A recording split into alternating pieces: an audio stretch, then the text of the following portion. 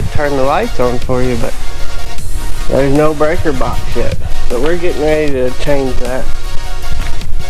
Instead of having all these holes right here, we're going to take and either cut a square or hole saw that. We're going to get our holes drilled in our breaker box for the conduit, and then we're going to try to wire this thing up.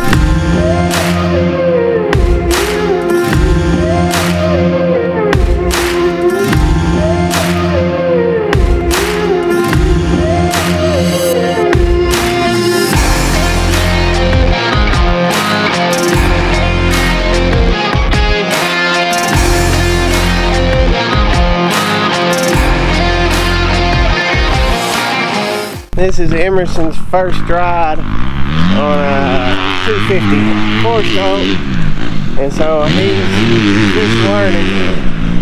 So he's still got his 125, and right now he's trying to make a transition from riding a 2-stroke to a 4-stroke, and he's still riding it like a 2-stroke right now. He'll get it, but it's taking him a minute. Engine braking, just difference of riding, so he'll get it.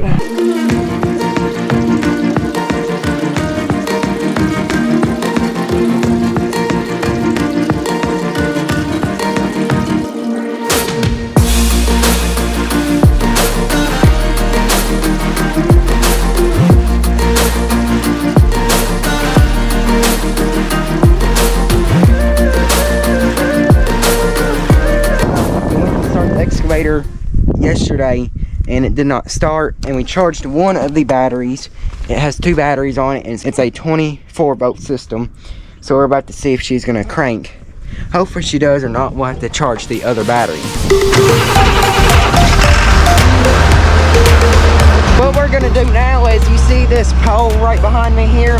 This is the last thing we have left to take down.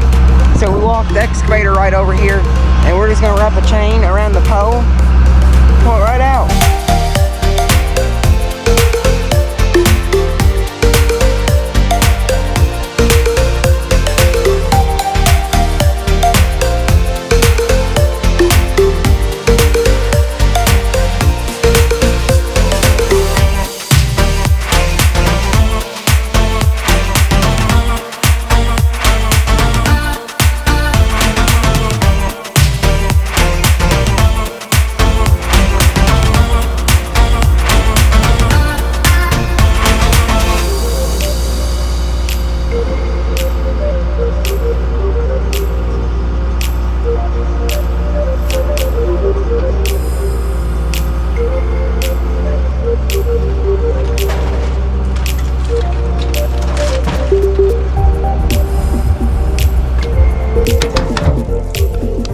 Are we placing bets on how it will start? I'm gonna give it a 75% chance it'll start. How about you guys?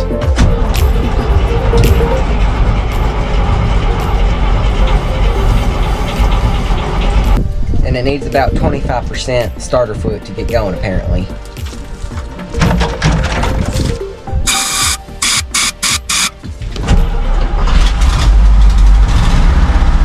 Better turn the air conditioner on.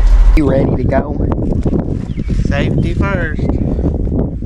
You're going way up there to cut lines.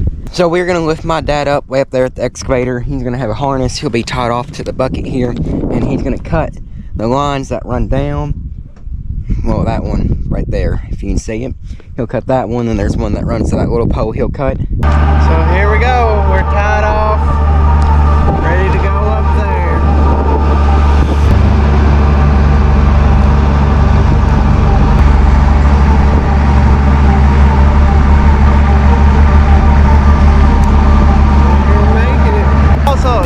They make how far away you're supposed to stay from the energized line, so we are well within the safety regulations of that.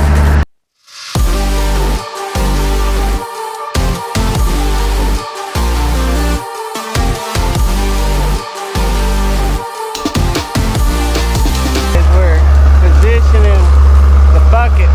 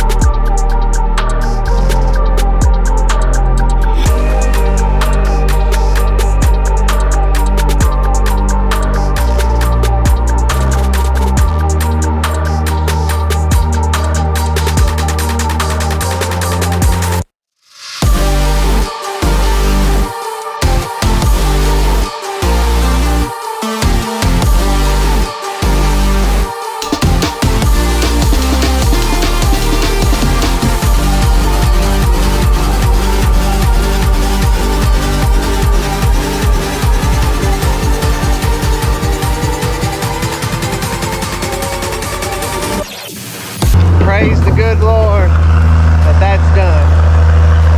I don't know how high that is, maybe 25 feet.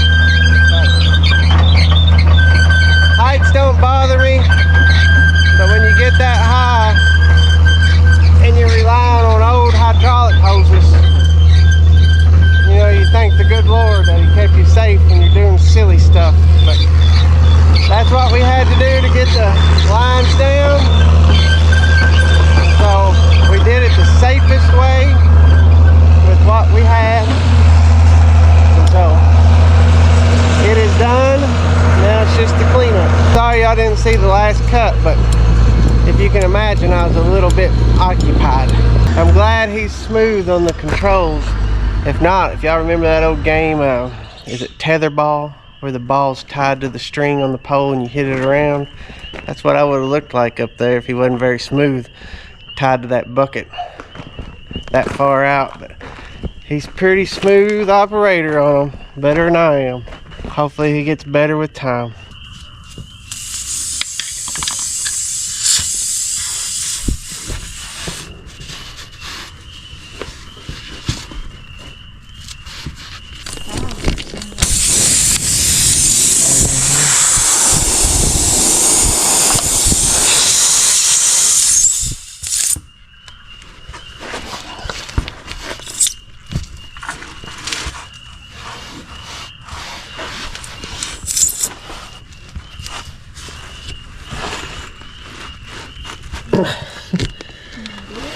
Yeah, let it down just.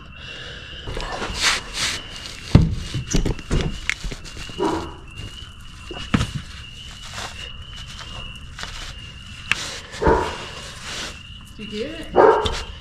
We can confirm he got an A for effort. I don't think they've seen this car before, have they? Yeah, I think so. Well, anyways, this is the good old Subaru, and this is my dad's work car. He drives back and forth to Paducah every day. So, for the ones of you that know where Paducah is, then he works at the coal plant. But he drives out an hour and a half one way. So, I think this car has like around about 200,000 miles on it so far. He hit a screw on the parkway and had a flat tire. 55,000 miles. Just about, yeah. Thank you guys for watching this video. Hope they enjoy it. Remember, faith, family, farm. See you in the next one.